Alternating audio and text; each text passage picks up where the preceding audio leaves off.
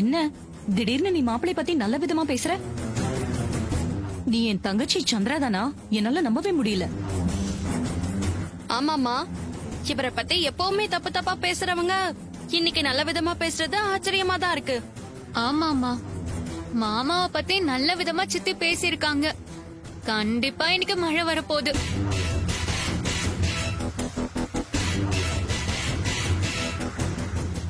ஆமாங்கா, நான் லேட்டா தான் இவரை பத்தி புரிஞ்சுக்கிட்டேன்.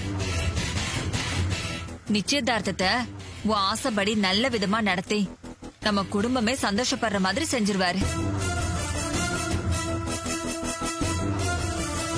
சித்தி வழக்கமா இப்படி எல்லாம் பேசுற ஆள் இல்லையே.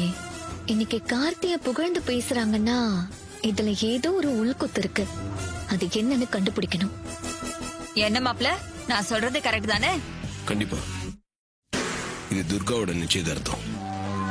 நம்ம எல்லாரையும் விட அவளோட சந்தோஷம் தான் ரொம்ப முக்கியம். சோ அவ ஆசைப்பட்ட மாதிரியே இந்த நிச்சயதார்த்தம் நல்லபடியா நடக்கும். நான் நடத்தி காட்டுறேன். எப்படியோ துர்காவோட நிச்சயதார்த்தம் நல்லபடியா நடந்தா சரி.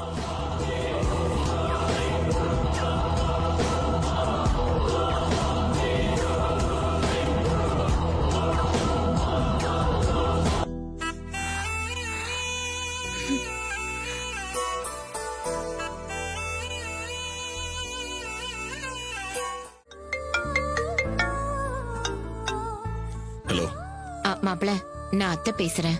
சொல்லுங்கம்மா. இன்னைக்கு உங்களுக்கு பிறந்த நாள்னு ரேவதி சொன்னா. வாழ்த்துக்கள் மாப்பிள. நீங்க எப்பவும் நோய் நொடி இல்லாம ரொம்ப ஆரோக்கியமா 100 வருஷத்துக்கு நல்லா வாழணும் மாப்பிள.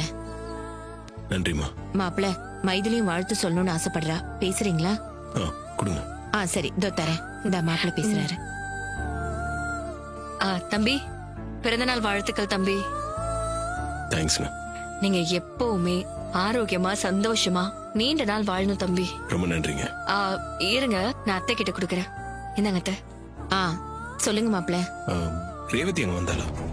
ஆமா மாப்பிள, ரேவதி இங்க வந்திருந்தா. அவளோட தங்கச்சி நிச்சயதார்த்தத்துக்கு எங்க 2 பேரையும் அவசியம் வரணும்னு சொன்னா. இப்போ நாங்க என்ன பண்றது மாப்பிள? இதுல என்னமா இருக்கு? நீங்க வாங்க. ஏன் தயங்குறீங்க?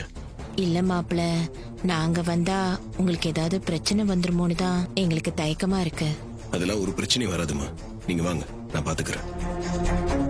சரிங்க மாப்பிள, நீங்க சொல்றதுனால நாங்க வரோம். வச்சிட்டுமா மாப்பிள? சரிங்கம்மா.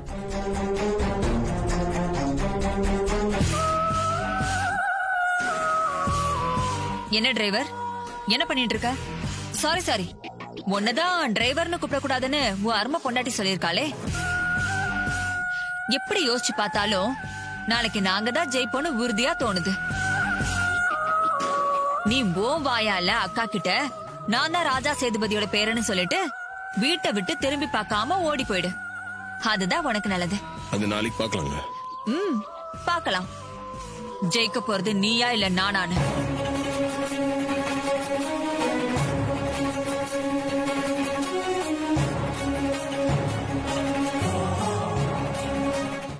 சரி வாங்க, இந்தாங்க. வாங்க போலாம். வாங்க.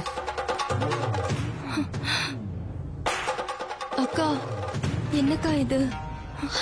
ஒண்ணும் இல்லடி, பயப்படாத.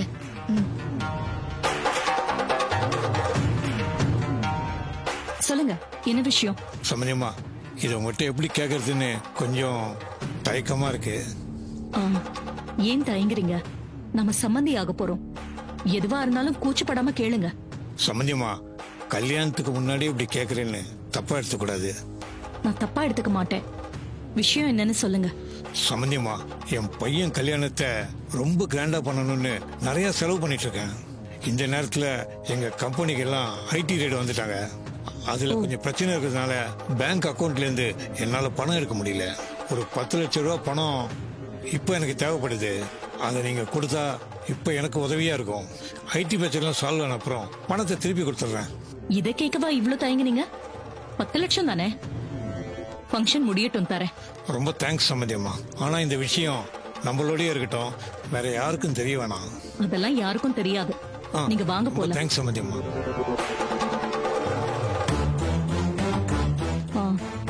எல்லாரும் ரூமுக்கு போய் ரெஸ்ட் எடுங்க.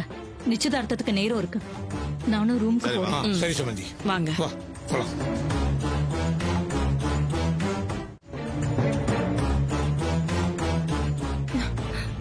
என்னாச்சுமா? ஒண்ணும் இல்ல, உன் நிச்சயத்துக்கு கிஃப்டா இந்த நகையை கொடுத்துட்டு போலான்னு வந்தேன். இந்தா.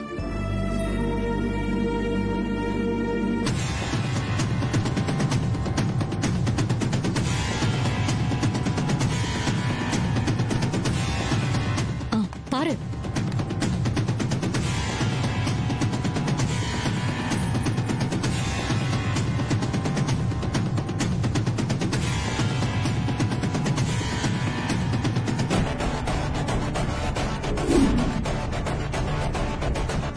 எப்படி இருக்கு துர்கா? உனக்கு பிடிச்சிருக்கா?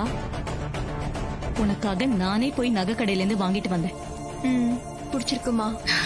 சரி, ஃபங்க்ஷன் அப்ப போட்டுக்கோ, சரியா? எனக்கு நிறைய வேலை இருக்கு, நான் போய் பாக்குறேன். ஓகேமா. வாங்க வாங்க.